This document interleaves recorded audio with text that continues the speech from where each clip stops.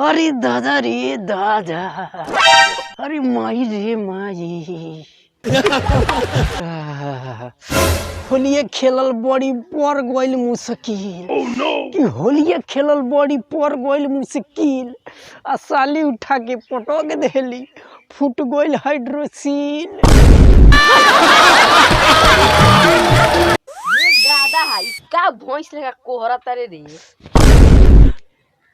रे भैंस नियर नानू रे, हाँ कुकुर नियर कोहरतानी। अच्छा ये सब छोड़, बताओ तोरा भइल का बा।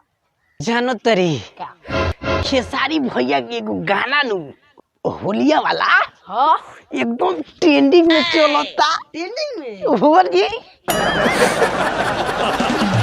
तो अपन वीडियो बा कोई ट्रेंडिंग में जाई रे। हाला मत कर, हाँ जाई जाई एकदम जाई। कौन गाना बा ट्रेंडिंग में चलता रे। तेना के सुन का ना कि खा लो ना होली के मिठाइया ये साली। हाँ खा लो ना होली के मिठाइया ये साली, आ चढ़ जाना पीछे से पिठाइया ये साली।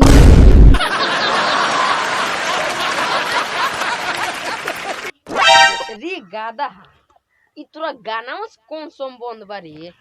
ते जान तरी का हम हुई गाना में सुन के हाँ अपना साली के लगे गौमी आ कहमी कि चढ़ जाना पीछे से पिछोइया ये साली।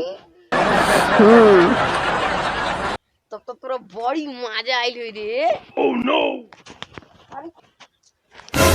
माजा के खाली मजे के फेरा में रहलो, माजा का फेरा में सादा हो गए।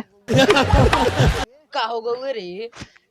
जान तरी का जैसे हमार साली नु हाँ पीछे से ध के पिठैया हमारा चढ़ी, हाँ हम सारावा ले ले दे ले मुँह खड़िए जमीन पर गिर गई। गादा ते सब मजा किरकिरी क के चली आइल बड़े। क्या करबे रे भाईवा, हमार किस्मत ये नु खराब बा रे।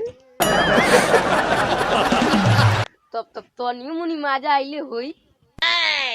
माजा के फेर में बाड़ो, जब हम गिरवी नु हाँ तो सारा हमार हाइड्रोसिल में दबा गए।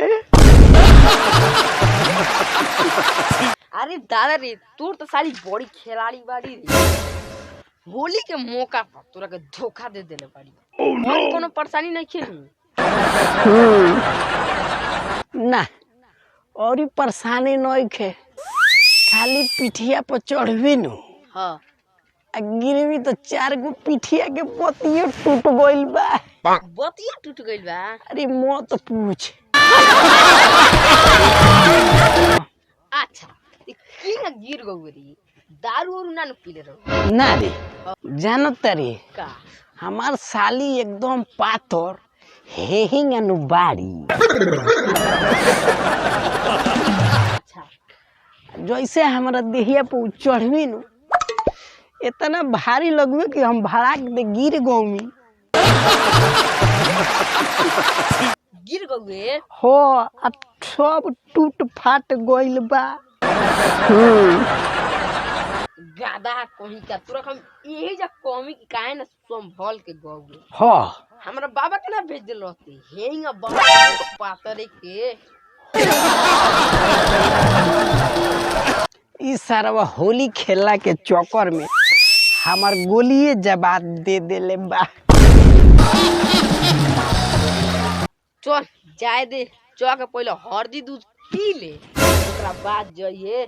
तो अब जाइल जाई होली खेले हरू। बाबू के ले लिए हाँ हाँ चल चल।